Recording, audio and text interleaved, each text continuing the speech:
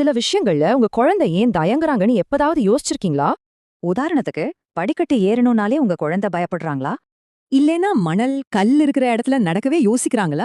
எப்பவுமே கைய புடிச்சுக்கோங்க அப்படின்னு சொல்றாங்களா? ஆனா, இத நீ நினைக்கிற மாதிரி சாதாரண பயமா இல்லாம இருக்கலாம்.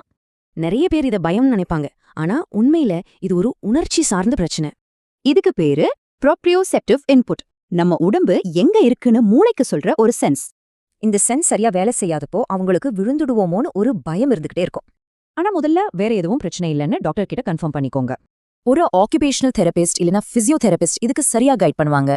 சரி, அப்போ வீட்ல ஒரு பெற்றோரா நீங்க என்ன செய்ய முடியும்?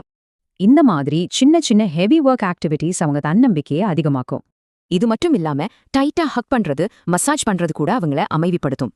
சோ ஒன்னு மட்டும் ஞாபகம் வச்சுக்கோங்க, இது கண்டிப்பா சோம்பேறித்தனம் கிடையாது. உண்மையில உங்க குழந்தை தனக்கு உதவி வேணும்னு உங்ககிட்ட சொல்ற ஒரு சிக்னல் இது. சரியான ஆதரவும் பொறுமையும் இருந்தா உங்க குழந்தை எதையும் தைரியமா செய்வாங்க.